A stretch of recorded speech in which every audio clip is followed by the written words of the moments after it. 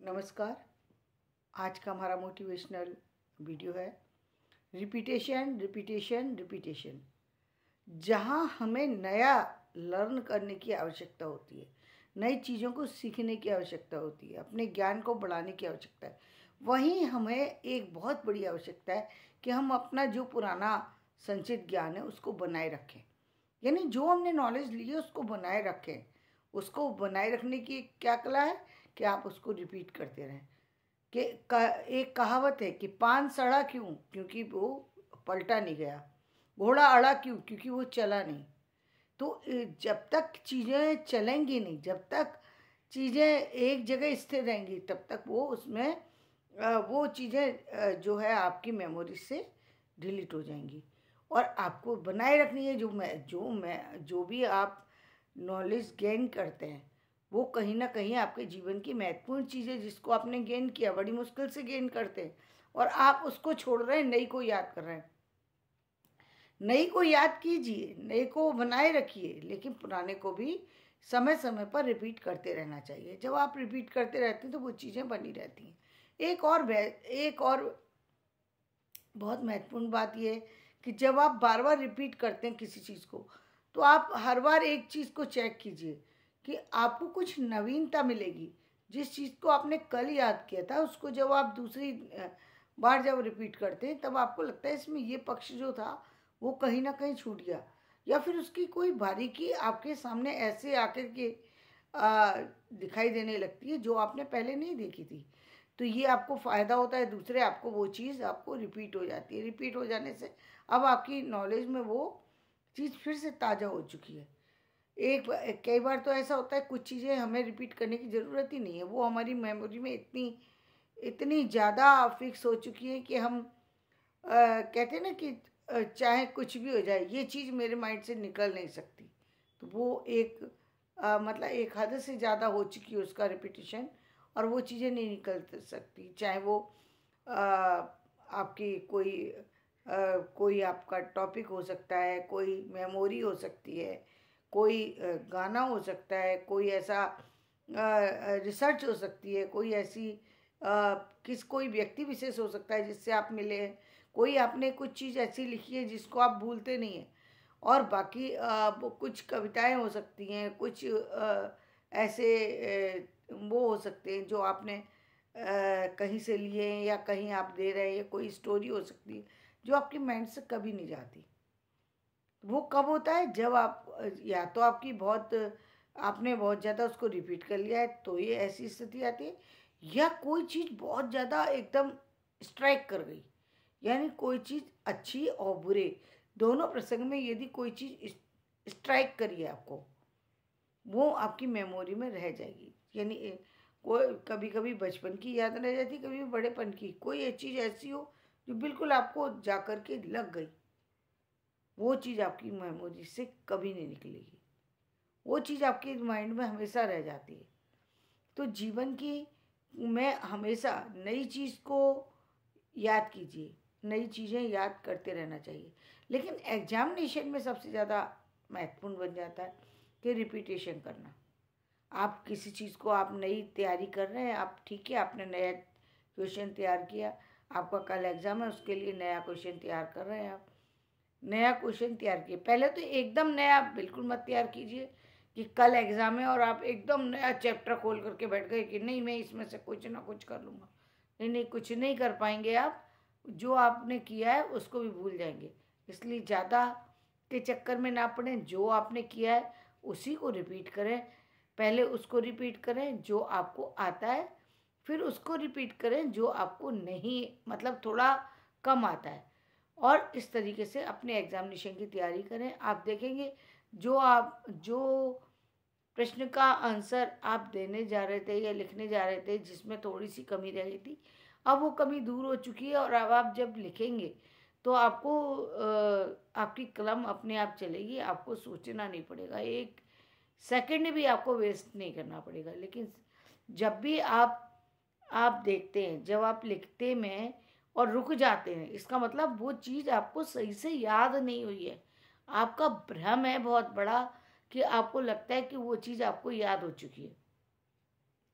लेकिन वो चीज़ आपको याद नहीं हुई है। और ये अक्सर कब होता है? ये अक्सर इसलिए होता है और उस समय होता है जब हम एक के बाद दूसरी चीज़ें याद करते चले जाते हैं, ये सोचते हैं जल्दी से हम इस किताब को फिनिश कर दें।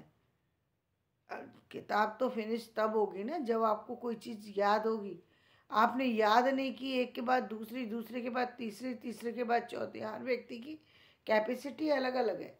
एक का छोटा जो है पात्र है, एक का बड़ा पात्र है। इसीलिए कहते हैं ना, एक एक छोटी क्लास में पढ़ रहा है, एक बड़ी क्लास में पढ़ रहा है। जो बड़ी क्लास में पढ़ रहा है इसका मतलब उसके अब सोचने का, समझने का, परखने का, लर्निंग का एक जो क्या कहेंगे, जो उसकी हैबिट है या जो उसकी पावर है वो बढ़ चुकी है। आप देखें लिखने की भी पावर, एक व्यक्ति ऐसा है कि उसको हो चुका है वो 50 साल का। आपने कभी कभी कभी आप एक ग्रामीण महिला को पढ़ा करके देखिए, कभी एक ऐसे व्यक्ति को, ऐसे पुरुष को पढ़ा करके देखिए जो कि पढ़ा लिखा नहीं है। उसको, उसके लिए आ लिखवाना उतना ही उससे, उस बच्चे से भी ज़्यादा टफ है जो बच्चा 2 साल का होता है, उससे भी ज़्यादा टफ है। क्योंकि उसकी उंगलियां पहले पेन को ही पकड़ने के लिए तैयार नहीं है। पेन या पेंसिल को पकड़ने के लिए उसकी उंगलियां तैयार नहीं है। जो उंगलियां 24 घंटे रिक्शे खींच सकती हैं, 24 घंटे बोझा उठा सकती हैं, 24 घंटे खाना बना सकती हैं, 24 घंटे कोई ऐसा काम कर सकती हैं जो कि सोच करके भी डर लगता है। वो मतलब खानों में काम करते हैं लोग और ऐसे ऐसे काम करते हैं। कुल्हाड़ी चला सकती है, पावड़ा चला सकती है, वो हाथ कलम उठाने के लिए सक्षम नहीं है। अजीब कहानी है, सोचने में अजीब लगेगा लेकिन ये सत्य है। क्यों सत्य है? क्योंकि उन्होंने उसको कभी पकड़ा ही नहीं। उनके लिए कलम को उठाना बहुत भारी है, फावड़े को उठाना भारी नहीं है। इस और उस व्यक्ति के लिए बात करिए, एक डॉक्टर है। अब डॉक्टर को तो 24 घंटे लिखने का ही काम होता है। एक दिन के अंदर 100 से 150 लोगों के को देखना होता है। 150 लोगों के लिए उसको मेडिसिन लिखनी है। 150 लोगों के की जो मेडिसिन के जो पेपर उसके पास आए, 150 पेपर वो कब पड़ जाता है उसको खुद भी पता नहीं होता। 1 सेकंड में उस पूरा जो है ना पहले से दूसरे पेज में चला जाता है, उसको पता ही नहीं लगता। उसका जो पढ़ने का है वो 60 सेकंड में पूरा 2 पेज पूरे पढ़ जाता है। वो कि कौन कौन सी मेडिसिन लिखी हुई है उसको टाइम नहीं लगता। टाइम किसको लगता है? जो पहली पहली बार पढ़ना शुरू करे तो उसको। कभी आपने देखा है कि मैंने इस चीज़ को नोट किया कि जिस समय हमारे यहाँ तार का सिस्टम था, एक समय ऐसा था जब टेलीफोन भी पॉसिबल नहीं होते थे। टेलीफोन भी जो है बाहर के लिए, आउट ऑफ कंट्री के लिए, या कभी कभी अपने ही देश की किसी दूर की शहर के लिए यदि आपको फ़ोन करना है तो फ़ोन बुक कराना पड़ता था। जब बुक कराते थे तो वो बुक कराने के लिए आपको एक टाइम देते थे। अब कोई चीज़ ऐसी है जो कि बुक नहीं कराई जा सकती, जिसमें बहुत अर्जेंट आपको मैसेज देना है, तो वो तार के द्वारा देते थे। अब वो तार के द्वारा जो मैसेज दिया जाता था तो उसमें इम्पोर्टेंट क्या होता था? उसमें इम्पोर्टेंट होता था मुख्य केवल मैसेज पहुंचाना। अब वहाँ पर मैसेज में कुछ खास बात नहीं लिखी होती थी, बस 1-2 शब्दों में ही बात खत्म होती थी। 1-2 शब्द में आपके पास कोई खास बात की इंफॉर्मेशन पहुँचती थी। लेकिन उस समय वो जो इंग्लिश में लिखा हुआ 1-2 शब्द होता था, उसको पढ़ने वाला यदि वो ऐसा होता था कि पूरे पूरे आसपास के लोगों में भी कई बार ऐसा होता था कि जो लोग पढ़े लिखे होते थे वो लोग तो कहीं जॉब पे चले गए या कहीं चले गए, दिन का समय है तो वो कहीं ना कहीं अपने काम में बिजी हैं, वो चले गए। अब आपके पास वो टेलीग्राम आया है या आपको वो पढ़ना है, तो अब आप कैसे पढ़ेंगे? आप पूरे मोहल्ले में घूम रहे हैं लेकर के, कोई एक व्यक्ति उस 2 शब्द को पढ़ने वाला नहीं है। तो वो 2 शब्द जो थे वो महत्वपूर्ण क्यों हो जाते हैं, क्यों क्यों कठिन हो जाते हैं? क्योंकि वो कभी स्टडी की नहीं, इंग्लिश की स्टडी नहीं की, इसलिए वो एक शब्द भी, 2 शब्द भी बहुत भारी होते थे। इसी तरीके से वो चीज़ें भी उस व्यक्ति के लिए भारी होती हैं जिसने कभी करी नहीं है। तो वो जो मैच्योर व्यक्ति है लेकिन उसने कभी कलम नहीं उठाई, उसके लिए वो एक दो आ और ई ये लिखना भी बहुत भारी होता है। इसको समझना भी बहुत भारी, एक वर्णमाला को याद करने में कई कई बार उसको बहुत टाइम लग जाता है, जबकि एक छोटा सा बच्चा जो 1.5-2 साल का है वो बड़ी आसानी से लिख जाता है। क्यों?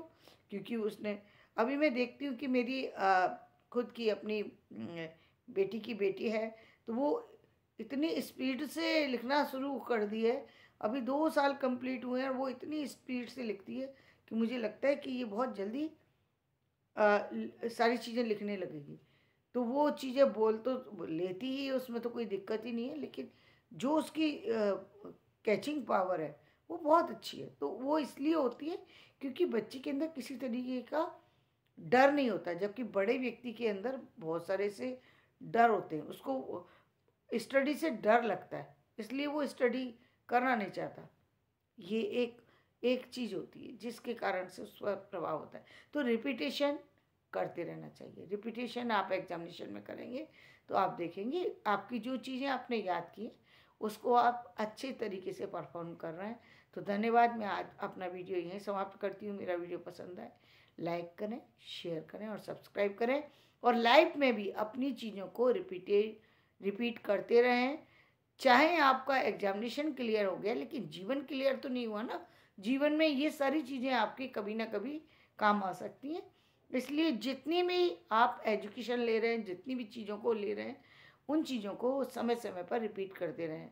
बहुत सारे से फॉर्मूले होते हैं, बहुत सारी सी चीज़ें होती हैं जिनको हम छोड़ देते हैं और बाद में बहुत पछताते हैं। तो धन्यवाद। मेरा वीडियो पसंद आए लाइक करें, शेयर करें, सब्सक्राइब